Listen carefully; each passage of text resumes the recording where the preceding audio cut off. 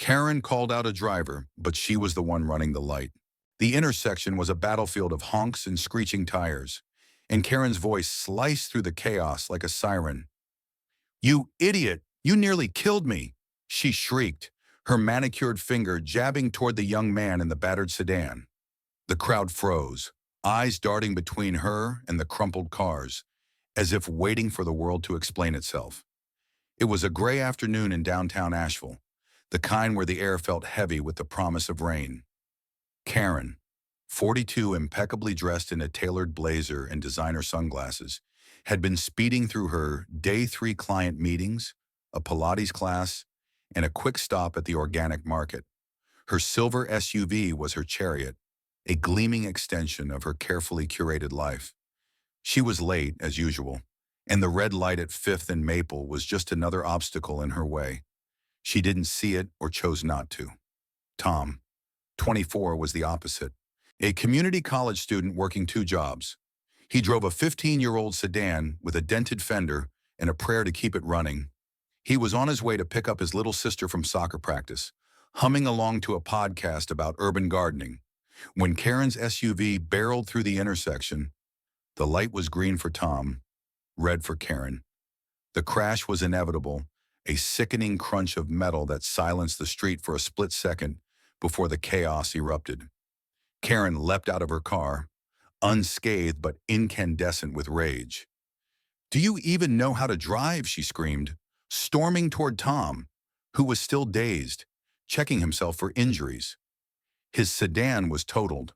The driver's side door caved in like a crumpled soda can. "You're going to pay for this," Karen continued, her voice rising to a pitch that made bystanders wince. She didn't notice the elderly woman nearby, clutching her grocery bag, or the teenage girl pulling out her phone to record. Tom climbed out, his hands shaking. "Ma'am, you ran the light," he said, his voice calm but firm. "I had the green. You hit me." Karen's face twisted into a sneer. "Don't you dare lie to me. I've been driving since before you were born." She gestured wildly at the crowd, as if rallying them to her side. "This kid's trying to scam me. Look at his car, it's a junk heap, probably doesn't even have insurance." The accusation stung. Tom's face flushed, but he held his ground. "I have insurance, and there's a traffic cam right there." He pointed to the pole above the intersection, where a small camera blinked steadily. Karen's eyes flickered toward it, but she doubled down. "You think you can intimidate me? I'll have your license revoked by tomorrow," the crowd murmured, some nodding in sympathy for Tom, others whispering about Karen's audacity. The elderly woman, Mrs. Carter, stepped closer, her voice trembling but clear. "Young man, I saw the whole thing. She ran that light like it wasn't even there." Karen spun toward her. "Mind your own business. Lady, this is between me and this reckless kid, Mrs. Carter." Didn't flinch. "I've lived on this street for 30 years. I know a liar when I see one." The tension was palpable, like a storm cloud about to burst. Karen's confidence wavered for a moment, but she wasn't done. She pulled out her phone, dialing her husband, a lawyer with a reputation for winning unwinnable cases. "Mark, you won't believe this. Some punk just smashed into me, and now I've got some old hag ganging up on me too." Tom stood silently, his jaw tight. He wasn't just fighting for his car, he was fighting for his dignity. His sister depended on him, and this accident could derail everything: his job, his classes, his ability to keep their small family afloat. He glanced at the teenage girl filming, her phone capturing every word of Karen's tirade. He hoped it would help. Then came the twist. A man in a reflective vest emerged from the crowd. He was a city worker, Javier, who'd been repairing a nearby traffic signal. "Ma'am," he said, addressing Karen with a calm authority, "I was at the control box. I saw the light sequence. You didn't have the green." Karen's face paled, but she snapped back. "You're just covering for him. What's your name? I'm reporting you." Javier raised an eyebrow. Unfazed. "Go ahead. My name's Javier Ruiz, and I've got the signal logs to back it up." The crowd's murmurs grew louder, a tide turning against Karen. The teenage girl, Mia, posted her video to X with the caption, "Karen runs red light, blames innocent driver, justice for Tom."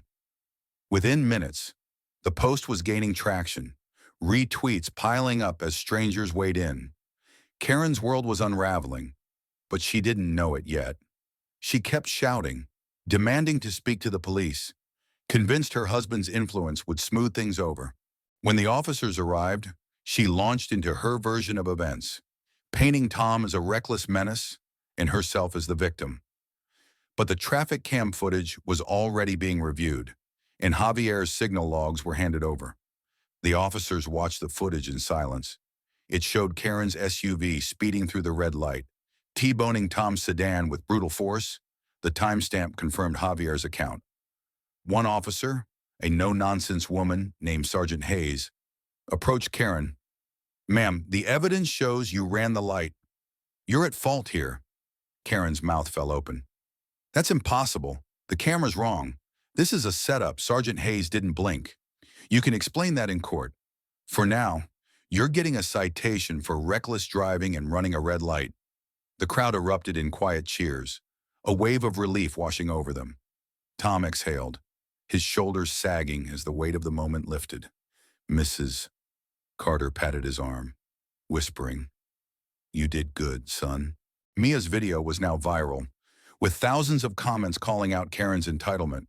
But the consequences for Karen didn't end there. Her husband arrived, his face grim as he realized the situation was beyond his control. The insurance company, alerted by the police report, refused to cover the damage to her SUV, citing her clear liability. Worse, her outburst had been live-streamed by Mia, and her employer, a high-end real estate firm, saw the video. By the next morning, Karen was suspended pending an investigation into her public conduct. Tom, meanwhile, received an outpouring of support. A local mechanic, moved by Mia's video, offered to repair his sedan for free. A crowdfunding page, started by a stranger on X, raised enough to cover his sister's soccer fees for the year. Mrs. Carter even invited him over for dinner, insisting he try her famous peach cobbler. Karen sat alone in her pristine living room that night, scrolling through the X posts that branded her a villain. The comments stung typical Karen, thinking she's above the law, hope she learns her lesson. She wanted to fight back, to scream that it wasn't fair. But the truth was undeniable. She'd run the light. She'd caused the crash. And now she was paying the price, not just in fines, but in the loss of her reputation. The rain finally came, drumming against her windows. Karen stared at her reflection in the glass, wondering how it had all gone so wrong. She'd always believed she was in control, that her status and charm could bend any situation to her will. But the world had watched, judged, and delivered its verdict. What do you think was Karen's downfall deserved? Or did the crowd go too far? Share your thoughts below.